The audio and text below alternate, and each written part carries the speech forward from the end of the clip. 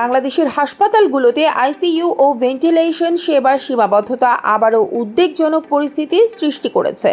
বিশেষ করে রাজশাহীতে অনেক নিষ্পাপ শিশু মৃত্যুর ঘটনায় এই সংকট সামনে উঠে এসেছে। চলতি মাসে রাজশাহী মেডিকেল কলেজ হাসপাতালে ভেন্টিলেশন সহ আইসিইউ সুবিধার অভাবে 33টি শিশুর মৃত্যুর খবর প্রকাশিত হয়। এর মধ্যে 10 থেকে 12টি শিশু হামে আক্রান্ত ছিল বলে জানা গেছে। একই সময়ে প্রায় 80টি শিশুকে আইসিইউতে নেওয়ার সুপারিশ করা হলেও সবাইকে সেই সেবা দেওয়া সম্ভব হয়নি, বরং সেবা বঞ্চিত হয়ে মৃত্যুর কোলে ঢলে পড়েছে অনেক শিশু। আইসিইউ বা ইন্টেনসিভ কেয়ার ইউনিট এটি এমন একটি বিভাগ যেখানে একাধিক অঙ্গবিকল বা সংকটাপন্ন রোগীদের নিবিড় পর্যবেক্ষণে রাখা হয়। আর ভেন্টিলেশন হলো শ্বাস প্রশ্বাস সচল রাখার লাইফ সাপোর্ট ব্যবস্থা। যখন রোগী নিজের শ্বাস নিতে ব্যর্থ হয়, ঠিক তখনই ভেন্টিলেশনের মাধ্যমে শ্বাস প্রশ্বাস সচল রাখা হয়।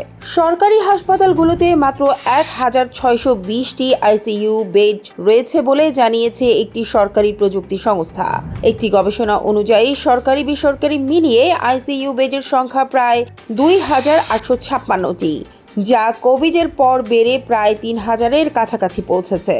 তুলনামূলকভাবে প্রতি 1 লাখ মানুষের জন্য আইসিইউ বেড মাত্র 0.7টি, যা দক্ষিণ এশিয়ায় খুবই স্বল্প। স্বাস্থ্য অধিদপ্তরের এক কর্মকর্তা জানিয়েছেন, বিদ্যমান আইসিইউ দ্বিগুণ করলেও চাহিদা পূরণ সম্ভব নয়। এটি শুধু বাংলাদেশের নয়, বৈশ্বিক একটি সমস্যা বলেও তিনি মন্তব্য করেন। বাংলাদেশে প্রাপ্তবয়স্ক ও নবজাতকের জন্য আইসিইউ থাকলেও শিশুদের জন্য পেডিয়াট্রিক আইসিইউ অত্যন্ত সীমিত। মোট আইসিইউ বেডের পেডিয়াট্রিক মাত্র 3% প্রায়। অন্যদিকে প্রায় 25% বেড নবজাতক বা নিউনেটাল আইসিইউ হিসেবে ব্যবহৃত হয়। চিকিৎসকদের মতে, পেডিয়াট্রিক আইসিইউতে অক্সিজেন মনিটর ও ভেন্টিলেটর সহ পূর্ণাঙ্গ সুবিধা থাকা জরুরি, যা এখনও পর্যাপ্ত নয়। রাজশাহী বিভাগে পেডিয়াট্রিক আইসিইউ না থাকায় বিভিন্ন জেলা থেকে রোগীদের রাজশাহী মেডিকেল কলেজ হাসপাতালে আসতে হয়, যাতে চাপ আরও বেড়ে যায়। এরই মধ্যে শিশুর মৃত্যুর ঘটনায় উদ্বেগ প্রকাশ করে ভেন্টিলেটর দেওয়া ঘোষণা দিয়েছেন স্বাস্থ্যমন্ত্রী।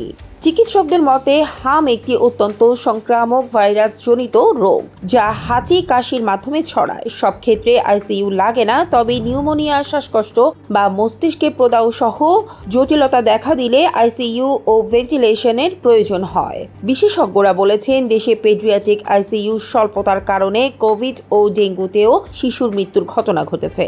তাদের মতে, শুধুমাত্র স্বল্পমেয়াদী সমাধান নয়, বরং দীর্ঘমেয়াদী নীতিমালা ও অবকাঠামোগত উন্নয়ন প্রয়োজন।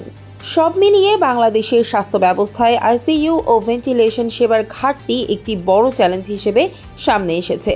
জনসংখ্যার তুলনায় সীমিত বেড, পেডিয়াট্রিক ইউনিটের স্বল্পতা এবং আঞ্চলিক বৈষম্য সব মিলিয়ে সংকট আরও গভীর হচ্ছে।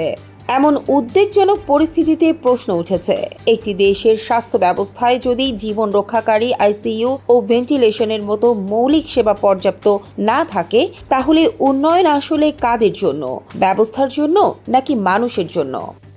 সিটিজেন ভয়েস, দেশ ও মানুষের সংবাদ।